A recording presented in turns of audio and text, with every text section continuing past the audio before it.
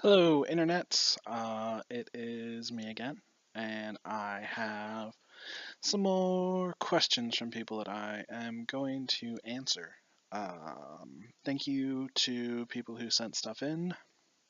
I do appreciate it. It keeps me distracted on Friday evenings when I don't have much else to do, and I'm bouncing back and forth between two or three other books. Um, let's see. First question I got was from Zoe Uhura, who asked me, "What's one thing that made you smile today?" The first thing that comes to mind is a phone call that I had with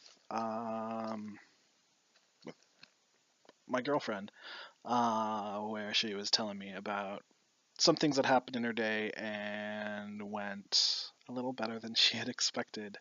And really just getting to listen to her voice and talk to her for a little while is always nice. It's just she pops up on my phone and I smile and it makes me happy. So, yeah, that was something that made me smile today.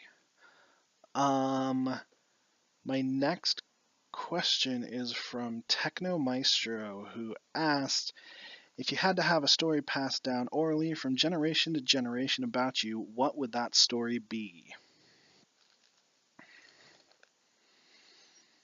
Hmm, that's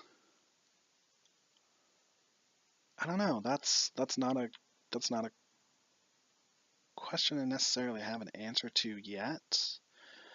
I feel like there will be more stories in the future that I will hopefully be at the heart of. Um, for my life as of yet, I don't know. I don't know that there are really. I don't know if there are necessarily any huge stories that I've been involved in yet that deserve to be a part of some grand oral tradition. Um, I would like there to be a story later on about how I was able to overcome some of the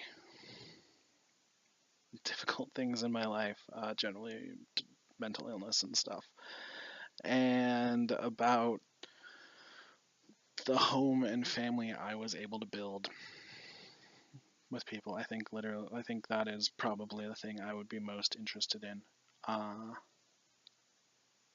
Most interested in having passed on kind of that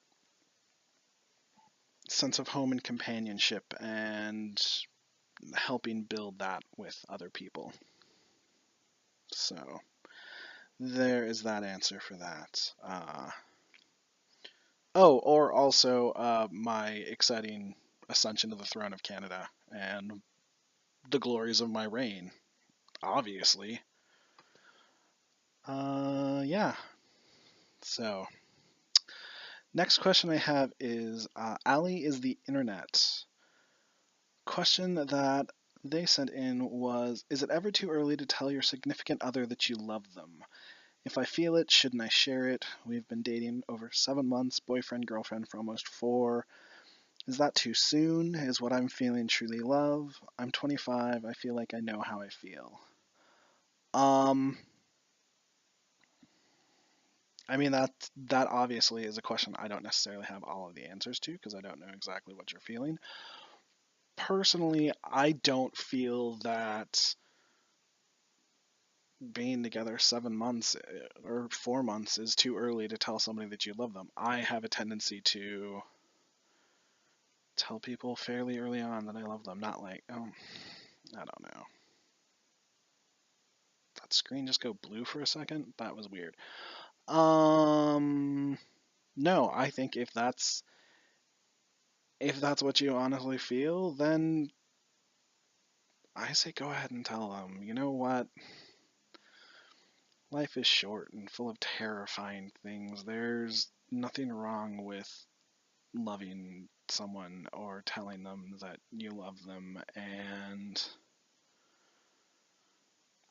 fuck, the world needs more of it. So, Some other questions that I have. Let me see. As my phone tries to load them. Okay, Ask VG Pony asked, what is the natural nemesis of the duck? The natural nemesis of the duck, and not many people realize this because ducks are somewhat unholy creatures, generally are flame and silver-edged weapons. That is what I would recommend if you were to fight them. And also, just going on a duck-related question that gets asked other places, 100 duck-sized ponies, because ducks are terrifying as shit, and a duck the size of a horse could rip your fucking arm off. It'd be terrible. Like, plus a duck that large and a penis that, as I understand it, is a corkscrew shape. Yeah, no, that's a terrible idea. I hope people understand what I was talking about there. David Bascombe asked me, favorite thing about living in Flagstaff? Oh man, favorite thing about living in Flagstaff? I lived there for, let's see, 98.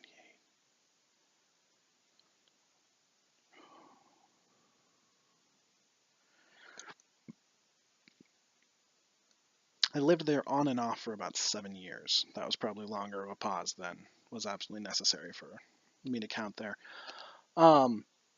But yeah, I lived there on and off for about 7 years. The best thing about Flagstaff, my favorite thing was, God, I love the weather up there. It is gorgeous. And the weather is just fantastic. I mean, like, I really adore it. Like, I mean, even the